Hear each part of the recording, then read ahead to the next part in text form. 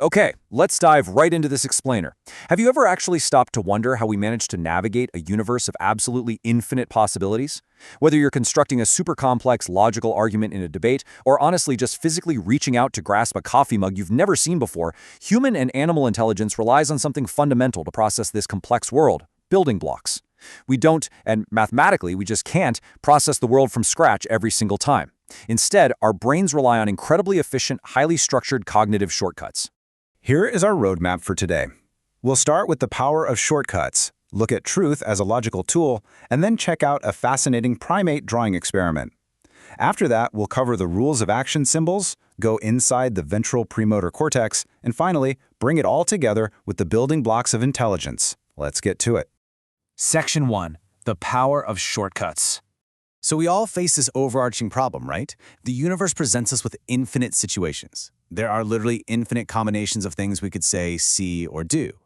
So how do you utter a completely novel sentence you've never spoken before, or how do you physically navigate a brand new room without your brain completely overloading?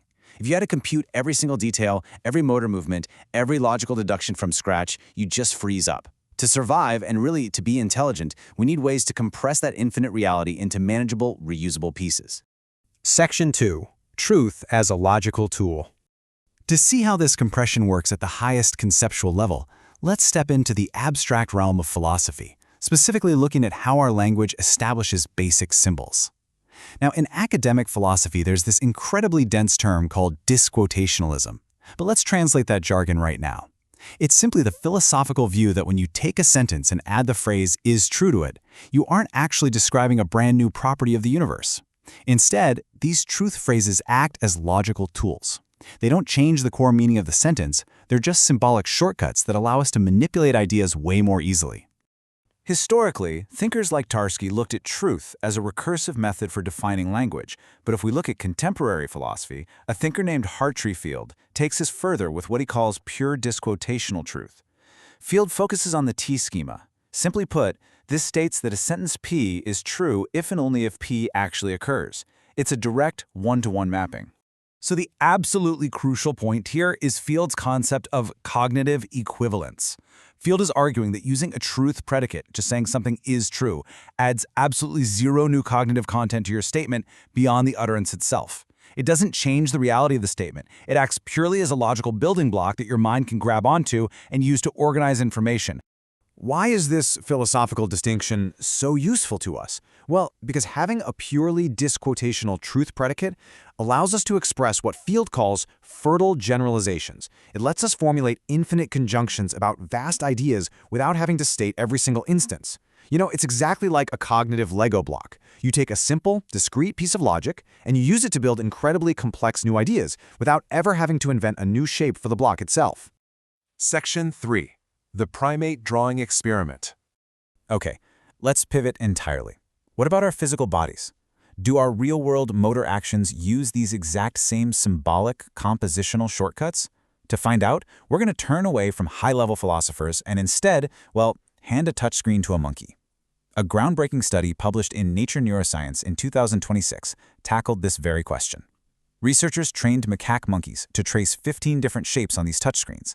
And the scientists weren't just testing basic motor skills. They were actively hunting for the biological, physical basis of symbols. They wanted to know if monkeys possess internal action symbols for movement that function just like our philosophical truth predicates do for language. Section 4. Rules of action symbols. Now, to prove this scientifically, you can't just watch a monkey draw a shape and assume it's using abstract logic. The physical actions have to pass a really strict test to be classified as true symbols. So the researchers laid out 3 essential properties that a symbolic representation has to possess. First, invariance. The mental representation must remain independent of low-level parameters, like how big the shape is. Second, categorical structure. The action must be a discrete, distinct type, not just a fluid response to continuous changes. And third, recombination. The symbol has to reoccur in new contexts, meaning it can be snapped together with other symbols to create something completely new.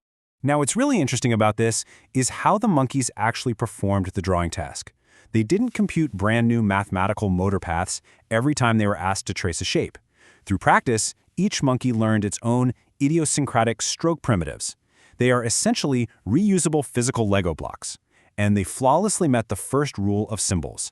Even when the researchers made the shapes larger, smaller, or moved them to different locations on the screen, the monkeys used the exact same stroke primitives. They achieved pure motor invariance. To test the second rule, categorical structure, the researchers threw a curveball. They presented the monkeys with morphed, ambiguous shapes. Imagine an image exactly halfway between a U-shape and a circle. If the monkeys were just blindly tracing the visual input, their drawn lines would morph fluidly too, right? But they didn't. When faced with visual ambiguity, their strokes varied discretely at a specific category boundary.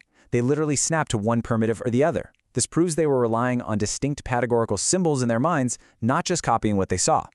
Finally, the third rule, recombination.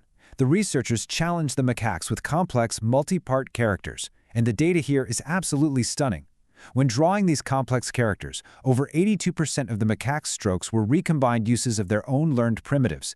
Even when presented with completely novel characters they had never seen before, the reuse rate was over 74%. They were building new actions from old parts, completely fulfilling the final rule of symbolic recombination. Section 5, inside the ventral premotor cortex. So the behavior clearly proves that action symbols exist, but where exactly do these symbols live in the physical brain? Let's move inside the macaque's brain. The researchers used chronically implanted multi-electrode arrays to record neurons simultaneously across multiple areas of the frontal cortex. And this brilliantly illustrates that out of all the regions recorded, one specific area, the ventral premotor cortex, or PMV, uniquely encodes these planned action symbols.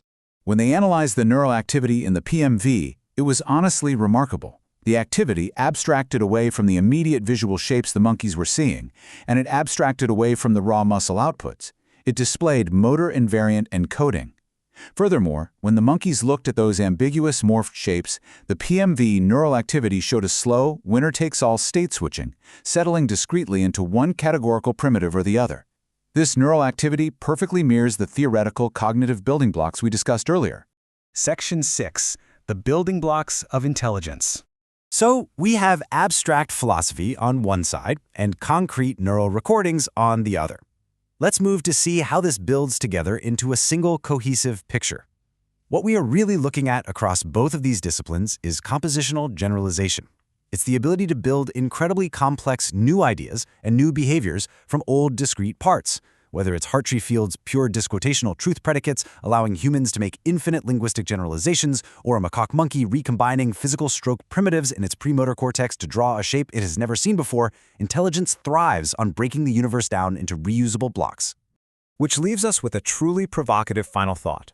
If a monkey drawing a shape relies on the exact same kind of compositional symbolic building blocks as our most abstract philosophical logic, what else is built this way? Could our handwriting, our speech, our highest mathematics, and our most complex problem-solving abilities just be endless compositional generalizations? Are we simply using a vast library of simple, reusable symbols waiting to be fully mapped in the folds of our cortex? It fundamentally changes how you view your own mind, doesn't it? Thanks for joining me for this explainer.